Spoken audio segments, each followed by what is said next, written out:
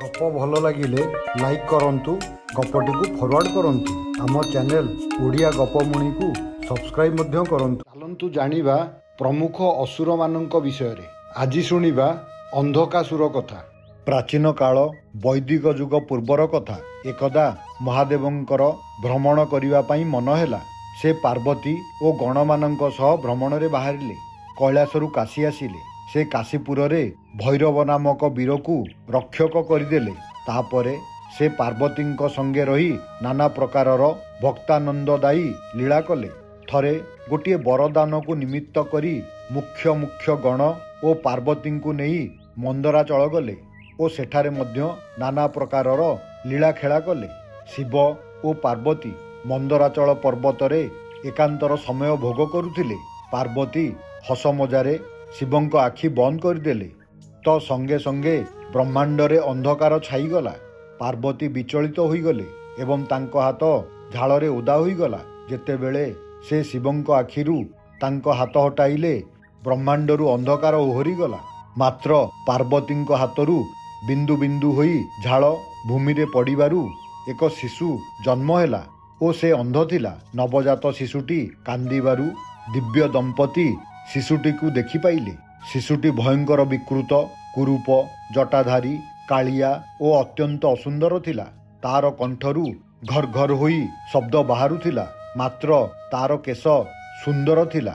ପାର୍ବତୀ ଆଶ୍ଚର୍ଯ୍ୟର ସହ ପଚାରିଲେ, ଏ ଅଦ୍ଭୁତ ରୂପକାନ୍ତିର ଜୀବଟି କିଏ? ମହାଦେବ ସ୍ମିତ ହସର ସହ କହିଲେ, ଇଏ ହେଉଛି ଆମର ସନ୍ତାନ।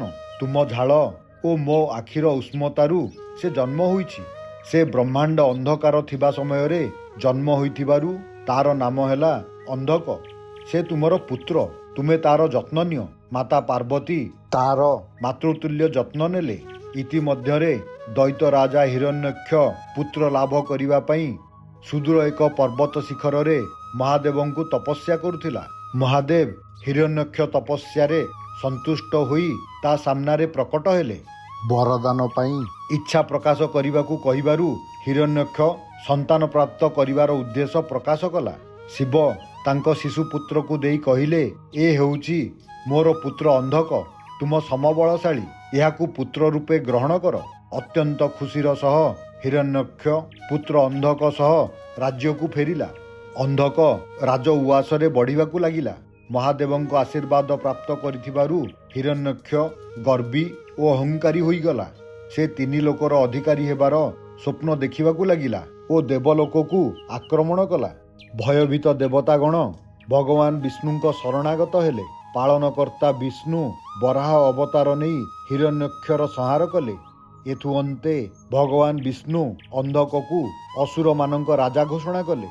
ଈର୍ଷାଳୁ ଭାଇମାନେ ଅନ୍ଧକକୁ ପାତାଳର ରାଜା ଭାବରେ ଗ୍ରହଣ କରିପାରିଲେ ନାହିଁ। ଅନ୍ଧକକୁ ତାର ରୂପ ନେଇ ଥଟ୍ଟା, ପରିହାସ ଓ ତାଚ୍ଛଲ୍ୟ କଲେ। ଅନ୍ଧକକୁ ରାଜଗାଦିରୁ ହଟାଇବା ପାଇଁ ବିଦ୍ରୋହ କଲେ। ଅସହାୟ ଅନ୍ଧକ ଚିନ୍ତାରେ ପଡ଼ିଗଲା। ଏକ ଘୋର ଅନ୍ଧକାର ରାତିରେ ସେ ଘନ ଜଙ୍ଗଲ ଆଡ଼କୁ ମୁହାଁଇଲା। ଏକ ନିର୍ଜନ ସ୍ଥାନ ଦେଖି ସେଠାରେ ଏକ ପାଦରେ ଠିଆ ହୋଇ ଆକାଶକୁ ହାତ ଟେକି ବ୍ରହ୍ମାଙ୍କୁ ତପସ୍ୟା କଲା। ସେ ଯେ ଶୀଘ୍ର ଏକ କଙ୍କାଳ ପାଲଟିଗଲା। ଶେଷରେ ସୃଷ୍ଟିକର୍ତ୍ତା ବ୍ରହ୍ମା ତା ସମ୍ମୁଖରେ ଉଭା ହେଲେ।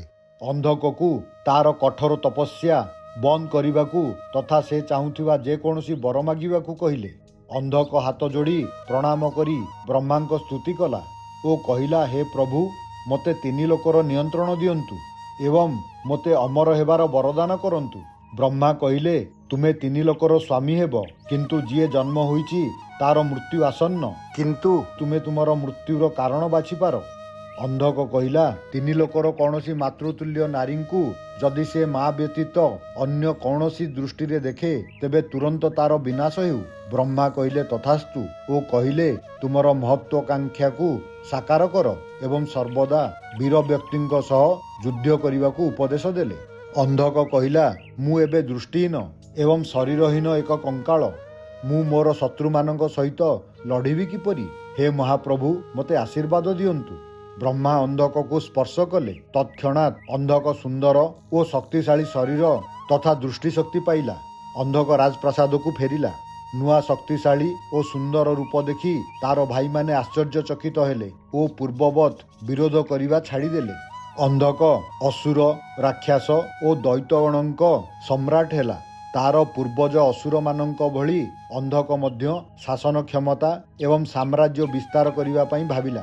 ଭୂଲୋକ ଓ ସ୍ୱର୍ଗଲୋକକୁ ଆକ୍ରମଣ କରି ତାର ଅଧୀନକୁ ଆଣିଲା। ପରାଜିତ ଦେବରାଜ ଇନ୍ଦ୍ର ଓ ଅନ୍ୟ ଦେବତାମାନଙ୍କ ଠାରୁ ଖଜଣା ଅସୁଲ କଲା। ପାତାଳ, ଭୂ ଓ ସ୍ୱର୍ଗ ତ୍ରିଲୋକର ସ୍ୱାମୀ ହୋଇଗଲା। ଅହଙ୍କାର ତାକୁ ଗ୍ରାସ କଲା। ସେ ବିଳାସ ବ୍ୟସନରେ ସମୟ ବିତାଇବାକୁ ଲାଗିଲା। ଋଷି ଓ ମୁନି ଯଜ୍ଞାଦି କାର୍ଯ୍ୟ କରୁଥିବା ସ୍ଥାନକୁ ଆକ୍ରମଣ କଲା। ଶୁଭ କାର୍ଯ୍ୟରେ ବ୍ୟାଘାତ ସୃଷ୍ଟି କଲା। ସେ ତାର ଧ୍ୟେୟ ଭୁଲିଗଲା, ଅତ୍ୟାଚାରୀ ପାଲଟିଗଲା ଓ ସମସ୍ତଙ୍କ ଘୃଣାର ପାତ୍ର ହେଲା। ଦିନ ଗଡ଼ିଲା।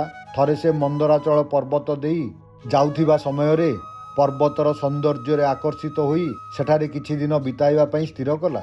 ଦିନେ ତାର ମନ୍ତ୍ରୀ ଦୁର୍ଯ୍ୟୋଧନ, ବୈଧସ ଓ ହସ୍ତି ଏକ ଗୁମ୍ଫାରେ ଶିବଙ୍କୁ ଧ୍ୟାନ ଅବସ୍ଥାରେ ଓ ନିକଟରେ ପାର୍ବତୀଙ୍କୁ ଦେଖିଲେ।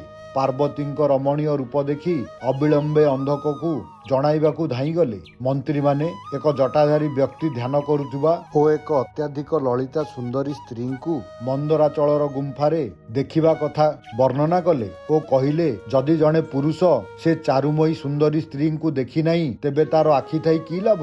ଏକଥା ଶୁଣି ଅନ୍ଧକର କାମବାସନା ଜାଗ୍ରତ ହେଲା। ବିବାହ କରି ପାର୍ବତୀଙ୍କ ସ୍ୱାମୀ ହେବାକୁ ମନ ବଳାଇଲା ଓ ସମୟ ନଷ୍ଟ ନ କରି ସେ ସ୍ତ୍ରୀକୁ ତା ନିକଟରେ ହାଜର କରିବା ପାଇଁ ନିର୍ଦ୍ଦେଶ ଦେଲା। ମନ୍ତ୍ରୀଗଣ ସେ ଗୁମ୍ଫା ନିକଟକୁ ଯାଇ ସେଠାରେ ଅପେକ୍ଷା କଲେ। ଧ୍ୟାନ ପଶ୍ଚାତ୍ ଶିବ ଆଖି ଖୋଲିବାରୁ ମନ୍ତ୍ରୀଗଣ ନିକଟକୁ ଯାଇ ନିଜ ପରିଚୟ ଦେଲେ ଓ ଦୈବ ଦମ୍ପତିଙ୍କ ପରିଚୟ ଜାଣିବା ପାଇଁ ଆଗ୍ରହ ପ୍ରକାଶ କଲେ। ଶିବ କହିଲେ, ମୁଁ ଜଣେ ସନ୍ନ୍ୟାସୀ ଏବଂ ପଶୁପାତ ବ୍ରତ ପାଳନ କରୁଛି ଓ ସେ ସ୍ତ୍ରୀ ଜଣକ ତାଙ୍କ ଅର୍ଦ୍ଧାଙ୍ଗିନୀ ବୋଲି ଜଣାଇଥିଲେ। ଏଥିରେ ଆଶ୍ଚର୍ଯ୍ୟ ହୋଇ ମନ୍ତ୍ରୀଗଣ ଶିବଙ୍କ ପରିଧାନ ଓ ରୂପକୁ ତାଚ୍ଛଲ୍ୟ କଲେ ଏବଂ ଅନ୍ଧକ ସେ ସ୍ତ୍ରୀକୁ ତା ନିକଟରେ ହାଜର କରିବା ପାଇଁ ଦେଇଥିବା ନିର୍ଦ୍ଦେଶ ବିଷୟରେ ଶିବଙ୍କୁ ଅବଗତ କରାଇଲେ।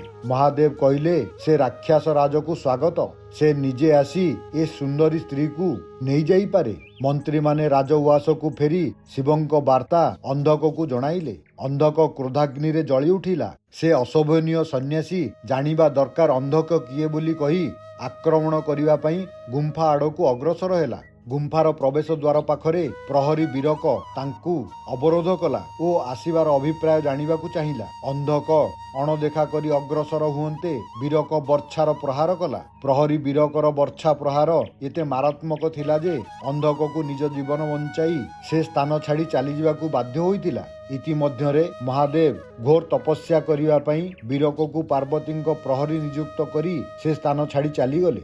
ଏହି ସମୟରେ ଅନ୍ଧକ ତାର ହଜି ଯାଇଥିବା ସାହସ ଫେରି ପାଇଲା। ସେ ଏକ ବିଶାଳ ସେନା ସହିତ ଗୁମ୍ଫାକୁ ଆକ୍ରମଣ କରିବାକୁ ଆସିଲା। ପ୍ରହରୀ ବୀରକ ସହିତ ପୁଣି ଥରେ ଏକ ଘମାଘୋଟ ଯୁଦ୍ଧ ହେଲା। ଏଥର ବୀରକ ପରାସ୍ତ ହେଲା। ଅନ୍ଧକ ପାର୍ବତୀଙ୍କୁ ଅପହରଣ କରିବା ଉଦ୍ଦେଶ୍ୟରେ ଅଗ୍ରସର ହୁଅନ୍ତେ ପାର୍ବତୀ ବ୍ରହ୍ମା, ବିଷ୍ଣୁ ଓ ଦେବତାଗଣଙ୍କୁ ଉଦ୍ଧାର କରିବା ପାଇଁ ପ୍ରାର୍ଥନା କଲେ। ସଙ୍ଗେ ସଙ୍ଗେ ଦେବତାମାନେ ସେଠାରେ ପହଞ୍ଚିଲେ ଓ ଅସୁରମାନଙ୍କ ଉପରେ ଭୟଙ୍କର ଆକ୍ରମଣ ଆରମ୍ଭ କରିଦେଲେ। ଅସ୍ତବ୍ୟସ୍ତ ହୋଇ ଅନ୍ଧକ ରଣକ୍ଷେତ୍ର ଛାଡ଼ି ପଳାୟନ କଲା। ପାର୍ବତୀ ତାଙ୍କ ପ୍ରଭୁଙ୍କ ନିକଟରେ ତାଙ୍କର ଦକ୍ଷତା ଓ ସାହସ ପ୍ରମାଣ କରିବା ପାଇଁ ଆହୁରି ବୀରତ୍ୱର ସହିତ ଲଢ଼ିଲେ। ଅସୁରମାନେ ସେନାପତି ଗିଲା ନେତୃତ୍ୱରେ ସାହସର ସହ ପ୍ରତିରୋଧ କଲେ, ମାତ୍ର ଯୁଦ୍ଧରେ ପରାଜିତ ହେଲେ। ଶିବ ତପସ୍ୟା ସାରି ଏହି ସମୟରେ ସେଠାରେ ପହଞ୍ଚିଲେ। ଯୁଦ୍ଧ ସରିଯିବାରୁ ସେ ପାର୍ବତୀଙ୍କ ସହ ଗୁମ୍ଫା ମଧ୍ୟକୁ ପ୍ରବେଶ କଲେ। ଅନ୍ଧକ ପୁନଶ୍ଚ ଆକ୍ରମଣ କରିବାର ଯୋଜନା କରୁଥିଲା। ଅନ୍ଧକ ମନ୍ତ୍ରୀ ବୈଧସ ହାତରେ ଯୁଦ୍ଧ କରିବା ପାଇଁ ଶିବଙ୍କୁ ନିମନ୍ତ୍ରଣ କଲା। ଶିବ ଅନ୍ଧକର ପ୍ରସ୍ତାବକୁ ଗ୍ରହଣ କଲେ। ପୁନଶ୍ଚ ପ୍ରହରୀ ବୀରକଙ୍କ ନେତୃତ୍ୱରେ ଦେବତାମାନଙ୍କ ସେନାକୁ ଶିବ ରଣକ୍ଷେତ୍ରକୁ ପଠାଇଲେ। ଘମାସାନ ଯୁଦ୍ଧର ଆରମ୍ଭ ହେଲା। ଅସୁର ବୈଧସ ନିଜର ଆକାର ବଢ଼ାଇବାକୁ ଲାଗିଲା। ପାଟି ଖୋଲି ବଡ଼ ଆଁ କରି ଶହ ଶହ ଦୈବୀ ସୈନ୍ୟମାନଙ୍କୁ ଗିଳିବାକୁ ଲାଗିଲା। କିଛି କ୍ଷଣ ମଧ୍ୟରେ ବୀରକଙ୍କ ଛଡ଼ା ଅନ୍ୟ ସମସ୍ତ ସୈନ୍ୟମାନଙ୍କୁ ଗିଳି ସଫା କରିଦେଲା। ବୀରକ ଗୁମ୍ଫାକୁ ଆସି ଶିବଙ୍କୁ ସମସ୍ତ ଘଟଣା ବର୍ଣ୍ଣନା କଲେ। ଶିବ ହସିବାକୁ ଲାଗିଲେ। ତାଙ୍କଠାରୁ ଆଲୋକ ବିକିରଣ ହେଲା ଏବଂ ସମଗ୍ର ମନ୍ଦରାଚଳରେ ବ୍ୟାପିଗଲା। ବୀରକ ପୁନଶ୍ଚ ଶକ୍ତି ସଂଗ୍ରହ କରି ବୈଧସ ସଙ୍ଗେ ଲଢ଼ିବାକୁ ଅଗ୍ରସର ହେଲା। ମାତ୍ର ଏ କ'ଣ? ବୀରକର ଆକ୍ରମଣକୁ ଖାତିର ନ କରି ବୈଦସ ବୀରକକୁ ଗିଳି ପକାଇଲା। ସର୍ବଶକ୍ତିମାନ ଶିବ ଅସୁରଗଣଙ୍କ ଉପରେ ଚଢ଼ି ମନ୍ତ୍ର ଉଚ୍ଚାରଣ କରିବାରୁ ଇଚ୍ଛା ବିରୁଦ୍ଧରେ ବୈଦସର ପାଟିଟି ଖୋଲି ପୁଣି ବଡ଼ ଆଣ୍ଟିଏ ହୋଇଗଲା। ସଙ୍ଗେ ସଙ୍ଗେ ପ୍ରଥମେ ବୀରକ ଓ ତା ପଛକୁ ପଛ ଅନ୍ୟ ଦେବଗଣ ବୈଦସର ମୁହଁରୁ ବାହାରି ଆସିଲେ। ଦେବ ସୈନ୍ୟଗଣ ସ୍ତବ୍ଧ ଅସୁରମାନଙ୍କ ଉପରେ ଆକ୍ରମଣ କଲେ। ଶେଷକୁ ସମସ୍ତ ଅସୁରଗଣ ନିହତ ହେଲେ। ଆହତ ଅନ୍ଧକ ଶିବଙ୍କୁ ଲଢ଼େଇ ପାଇଁ ଆହ୍ୱାନ ଦେଲା। ଅନ୍ଧକର ଶକ୍ତିର ପରାକ୍ରମରୁ ବଞ୍ଚିବାକୁ କହିଲା। ଅନ୍ଧକର ଝରୁଥିବା ରକ୍ତରୁ ଶହ ଶହ ଅନ୍ଧକ ଜନ୍ମ ହୋଇ ଶିବଙ୍କୁ ଓ ଦେବତାମାନଙ୍କୁ ଆକ୍ରମଣ କରିବାକୁ ଆରମ୍ଭ କଲେ। ଶିବ ତାଙ୍କ ତ୍ରିଶୂଳ ଦ୍ୱାରା ସମସ୍ତ ଅନ୍ଧକକୁ ମାରିଦେଲେ। ଶେଷରେ ଅନ୍ଧକର ପ୍ରାୟ ସମସ୍ତ ରକ୍ତ ଶୁଖିଗଲା ଓ ପ୍ରକୃତ ଅନ୍ଧକ ହିଁ ବଞ୍ଚିଥିଲା। ଶିବ ତାଙ୍କ ତ୍ରିଶୂଳରେ ଅନ୍ଧକର ବକ୍ଷ ଭେଦନ କଲେ ଓ ସୁଉଚ୍ଚକୁ ଉଠାଇଦେଲେ। ସୂର୍ଯ୍ୟଙ୍କ ତାପରେ ଅନ୍ଧକର ଶରୀର ଶୁଖିଗଲା ଏବଂ ଚର୍ମ ଓ ହାତ କେବଳ ରହିଲା। ସେ ମଲା ନାହିଁ, ବରଂ ତା ମଧ୍ୟରେ ଏକ ପରିବର୍ତ୍ତନ ଆସିଲା। ପରିବର୍ତ୍ତନ ଅହଙ୍କାରରୁ ନମ୍ରତା ଓ ଘୃଣାରୁ ଭକ୍ତି। ଅନ୍ଧକ କ୍ଷମା ଯାଚନା କଲା।